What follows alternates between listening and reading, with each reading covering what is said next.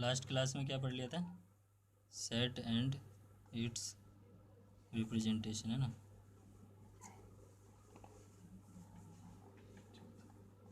Set and it's representation पढ़ लिया हमने, ठीक है। मतलब सेट क्या होता है और उसका किस किस तरीके से लिख सकते हैं। तो दो तरीके बता दिए थे ना, एक था रोस्टर फॉर्म और एक था सेट बिल्डर फॉर्म।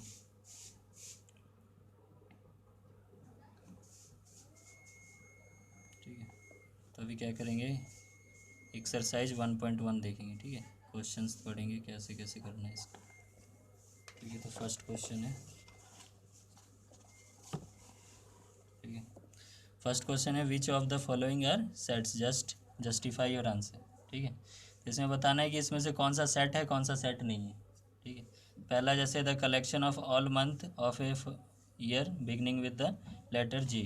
ठीक है, मतलब कि किसी भी month, collection of all month of a year, ठीक है, एक साल के ईयर के कलेक्शन ऑफ ऑल मंथ्स, ठीक है, ऑफ ए ईयर, ठीक है, ईयर के कलेक्शन ऑफ मंथ है जिसका लेटर क्या है, जे, है ना, स्टार्टिंग बिगनिंग विथ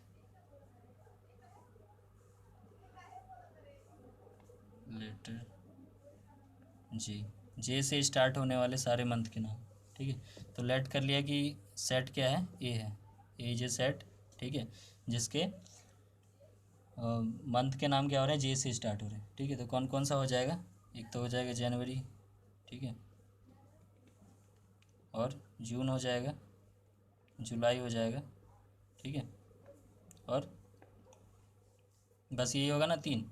ठीक है, तो ये तीन क्या हो गए, जे से स्टार्ट होने वाले मंथ हो गए किसी भी ईयर में। ठीक है, जे से स्टार्ट होने वाले मंथ हो गए किसी भी ईयर में। तो अब इसको बताना है कि ये सेट है कि नहीं। ठीक है, तो सेट का डेफिनेशन क्या पढ़ा था हमने, सेट होता क्या है, well defined collection of objects. ठीक है, ये बताया था, well defined collection of objects. तो यहाँ पे ऑब्जेक्ट्स क्या है, ऑब्जेक्ट्स है कि मंथ, है ना, ये month of a year beginning with letter J, ये क्या है, ऑब्जेक्ट्स हैं, ये सारे ऑब्जेक्ट्स हैं। ठीक है, इन्हीं ऑब्जेक्ट्स की बात कर रहे हैं कि ऐसे मंथ जिनका जो क्या हो रहा है, जे से स्टार्ट होने वाले, तो कौन कौन से हो गए, जनवरी जून जुलाई। ठीक है, तो अब ये वेल डिफाइंड है कि नहीं, पहले तो हमें पता चलेगा कलेक्शन ऑफ ऑब्जेक्ट क्या है, ये डिफाइन कर लिया इसमें। उसके बाद अब ये वेल डिफाइंड है कि नहीं, इनका डेफिनेशन निकल रहा है कि नहीं। ठीक है, तो अब किसी भी एक व्यक्ति से अगर पूछे, पहला व्यक्ति मान लो ए नाम का कोई आदमी है, उससे पूछा, तो उसने कि वो क्या आंसर देगा, जे से स्टार्ट होने वाले जनवरी जून जुलाई यही देगा। ठीक है, बी वाले से मैंने पूछा, वो भी बोलेगा कि जनवरी जून जुलाई जे से स्टार्ट होने वाले मंथ होते हैं। ठीक है, सी भी बोलेगा। तो अगर मैं दुनिया में किसी से भी पूछूं तो वो यही आंसर देगा। ठीक है, तो इसका मतलब क्या है, ये डिफाइंड है, वेल डिफाइंड है, जे से स्टार्ट होने वाले मंथ यही तीन होते हैं और कोई नहीं होता है ना। तो सबके लिए क्या होगा, यही आंसर हो रहा है। ठीक है, तो इसका मतलब क्या है, इट इज़ ए सेट। ठीक है, तो आंसर क्या हो जाएगा, इट इज़ ए सेट। ठीक है, because months of a year starting या बिगनिंग, है ना, विथ लेटर जे, कौन कौन से होंगे, जनवरी जून और जुलाई, यही तीन होंगे। ठीक है, हर किसी के लिए। ठीक है ना, तो ये क्या है, वेल डिफाइंड है, तो इसलिए हो गया। ठीक है, अब सेकंड क्वेश्चन अगर देखें क्या है, collection of 10 most talented writer of India. ठीक है, most talented writer of India, 10 most talented writer.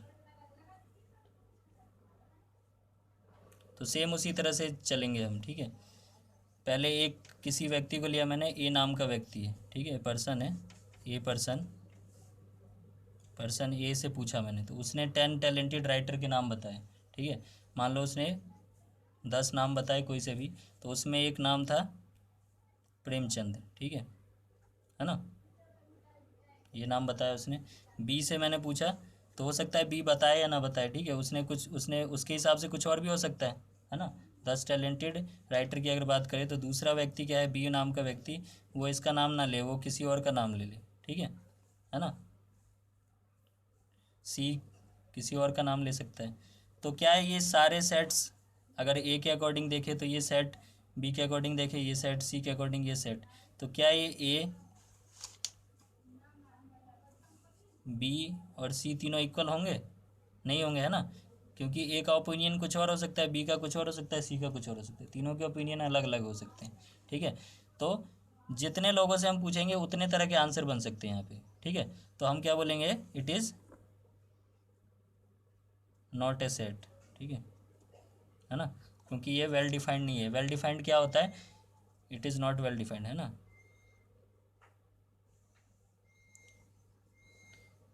क्यों नहीं है वेल डिफाइंड? क्योंकि हर व्यक्ति का अपना आंसर है। डेफिनेशन किसी चीज़ की होती है तो क्या होता है, वो यूनिवर्सल होता है, हर व्यक्ति के लिए सेम होता है। किसी से पूछेंगे तो आंसर क्या होगा, सेम होगा। लेकिन यहाँ पे क्या हो रहा है, हर व्यक्ति के लिए अलग अलग आंसर आ रहा है ना, तो ये क्या होगा, सेट नहीं होगा। ठीक है, तो हमेशा ये ध्यान रखना है कि जो भी हम डेफिनेशन निकाल रहे हैं वो हम 3-4 व्यक्ति को बैठा के देखते हैं कि हर व्यक्ति सेम आंसर दे रहा है कि नहीं आ रहा है। अगर देगा सेम आंसर तो क्या होगा, वो सेट होगा, नहीं तो सेट नहीं होगा। ठीक है, तो इसी तरह से बाकी क्वेश्चन भी करना है। ठीक है, तो आगे क्वेश्चन ट्राई कर सकते हैं। ठीक है, अब चलते हैं दूसरे क्वेश्चन पे, क्वेश्चन नंबर 2 पे। सेकंड क्वेश्चन क्या है, एक सेट है 1 2 3 4 5 6 उसके एलिमेंट है, तो उनके बीच में ये 5, जैसे 5 और डैश दे रखा है ए, है ना, तो इनके बीच में ये सिंबल डालना है। जैसे पहला सिंबल है, इसको बोलते हैं बिलोंग्स टू, इसको बोलते हैं डज नॉट बिलोंग्स टू। ठीक है, तो क्वेश्चन मैं नोटबुक पे लिख देता हूँ। ठीक है, ये एक सेट है, उसके एलिमेंट है 1 2 3 4 5 6। ठीक है, ये एलिमेंट्स है। ये सिंबल क्या है, इसको बोलते हैं बिलोंग्स टू, और इसको बोलते हैं डज नॉट बिलोंग्स टू।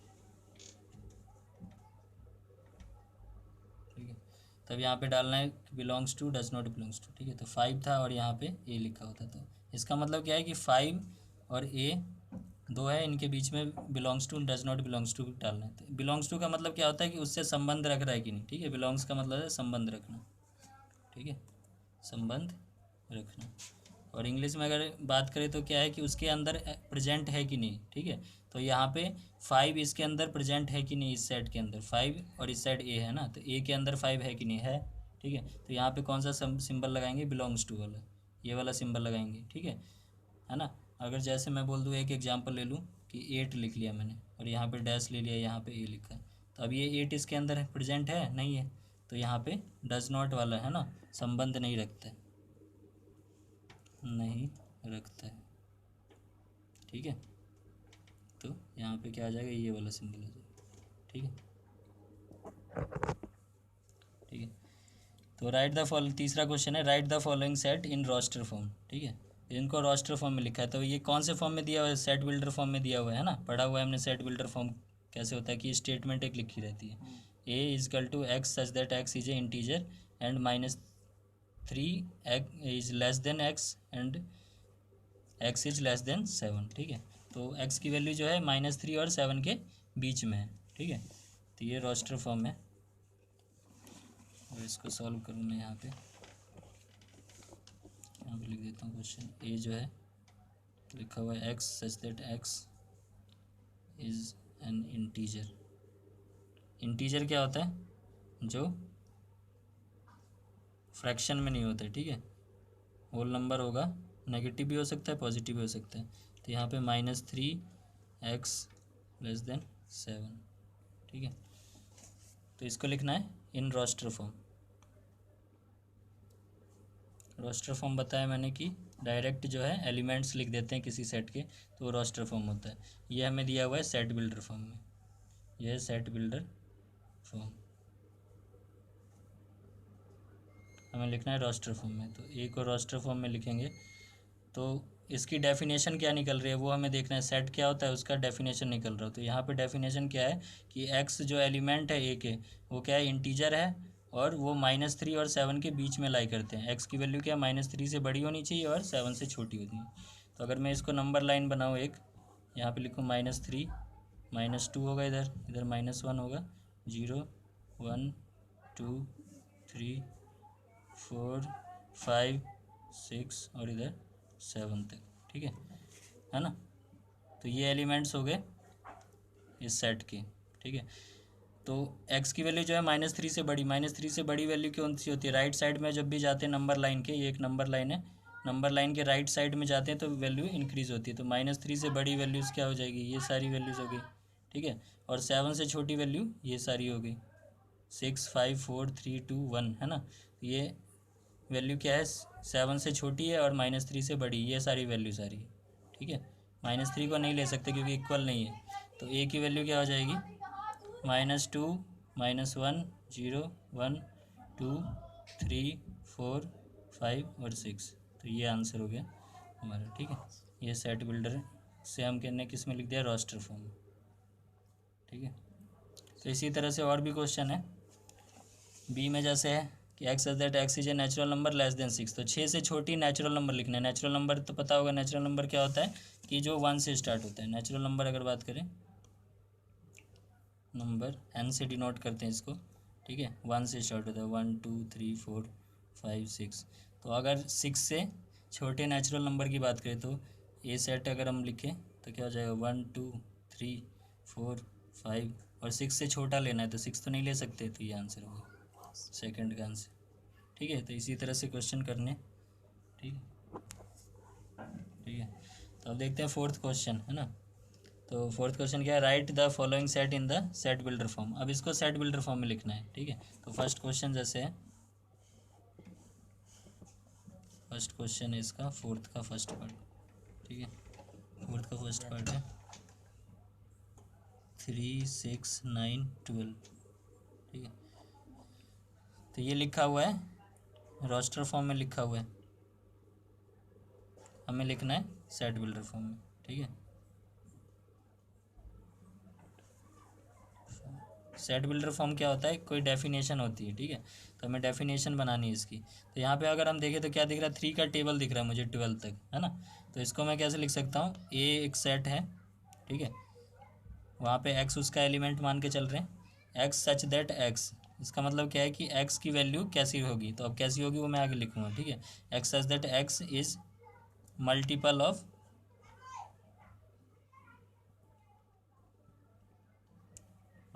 3, ठीक है, multiple of 3 and x less than, अब ये 12 है, 12 तक तो मल्टीपल चलेगा, है ना, लेकिन उससे कम चाहिए मुझे, 12 से अगला वाला मल्टीपल नहीं चाहिए, तो मैं क्या लूँगा, 13 से छोटी वैल्यूज़, ठीक है। X such that x is multiple of 3 and less than 13, ठीक है।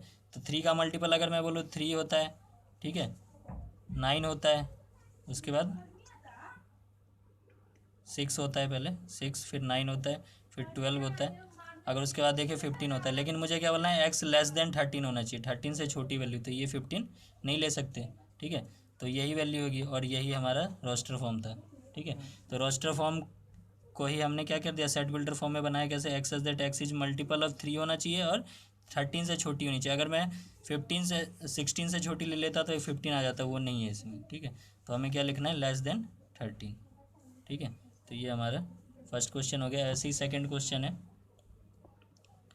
2, 4, 8, 16, 32। तो ये क्या दिख रहा है, 2, 4 है ना। तो अगर इसको मैं देखूँ, ये है 2, 4, 8, 16, 32, ये क्वेश्चन है सेकंड पार्ट इसका। तो इसमें दिख रहा है 2 है, फिर 2 का स्क्वायर है यहाँ पे, फिर उसकी पावर 2 की पावर 3 है। ये इसको अगर मैं ऐसे देखूँ, 2 की पावर 1 है, 2 की पावर 2 है, 2 की पावर 3 है, 2 की पावर 4 है, 2 की पावर 5 है ना। 2 की पावर 1 2 होता है, 4, 8, 16, 32 होता है। तो इसको आप कैसे लिख सकते हैं, तो मैं ऐसे लिख सकता हूँ, ए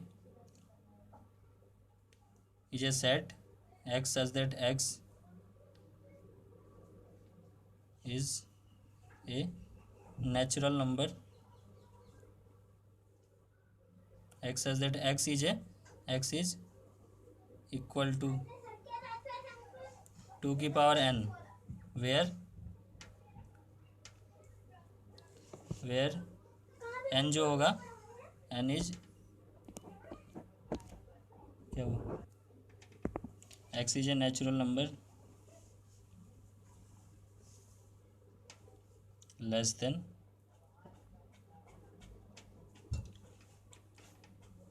6 अगर बोल दूँ, ठीक है, n is a natural number less than 6। तो यहाँ पे क्या है, एक्स क्या है, एक्स इज इक्वल टू 2 की पावर n, 2 की पावर n मतलब 2 की पावर 1 2 है ना। और n क्या होना चाहिए, नेचुरल नंबर। नेचुरल नंबर कहाँ से स्टार्ट होता है, 1 से, तो 1 लूँगा, 2 की पावर 2 ले सकता हूँ, 3 ले सकता हूँ, 2 की पावर 4 ले सकता हूँ, 2 की पावर 5 ले सकता हूँ।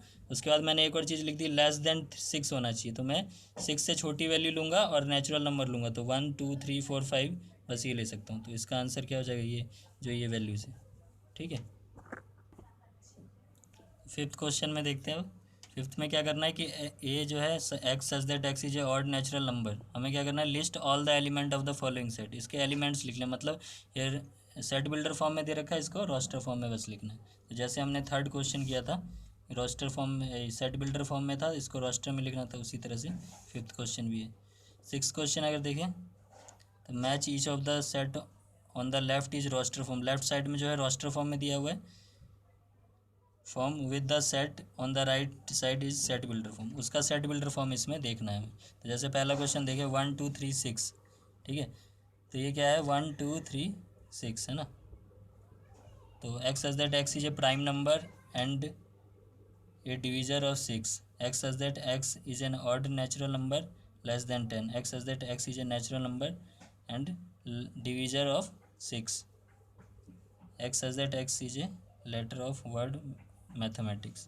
तो एक किसका हो सकता है इसमें से, x is a prime number, prime number तो सारे नहीं है इसमें, ठीक है, ऑड नेचुरल नंबर, ठीक है, तो प्राइम नंबर तो ये सारे नहीं है, 1 2 3 है, प्राइम नंबर 6 नहीं है, तो ये नहीं हो सकता है। Odd natural number less than 10, less than 10 अगर ऑड की बात करें तो 7 भी हो जाएगा, 6 तो ऑड है ही नहीं पहली बात। अगर इसमें देखें natural number and divisor of 6, मतलब 6 को डिवाइड करने वाले नंबर और नेचुरल नंबर होना चाहिए, तो 1 एक नेचुरल नंबर है, 6 को डिवाइड कर देता है, 2 भी 6 को डिवाइड कर सकता है, 3 भी 6 को डिवाइड कर सकता है और 6 भी कर सकता है। अगर इसके बाद नेचुरल नंबर ले, जैसे 7 ले ले, तो 7 इसको डिवाइड नहीं कर सकता। इसमें बीच में जैसे 4 5 छोड़ दिया, 4 5 भी इसको डिवाइड नहीं कर सकता। तो जो फर्स्ट का कौन सा हो जाएगा, सी हो जाएगा, ठीक है, फर्स्ट का सी हो जाएगा। सेकंड की बात करें 2 3, 2 3 क्या है, देखते हैं 2 3 क्या है, प्राइम नंबर है, ठीक है, प्राइम नंबर है, डिवाइजर ऑफ 6, 6 को डिवाइड करता है, हाँ, तो प्राइम नंबर भी है और डिवाइजर ऑफ 6 भी है, तो ये फर्स्ट सेकंड का क्या हो जाएगा, ए हो जाएगा। मैथमेटिक्स यहाँ साफ दिख रहा है, इसका है मैथमेटिक्स का। और लास्ट बच गया 1 3 5 7 9, ये क्या है, odd natural number less than 10 है, ठीक है, ऑड है ही और नेचुरल नंबर भी।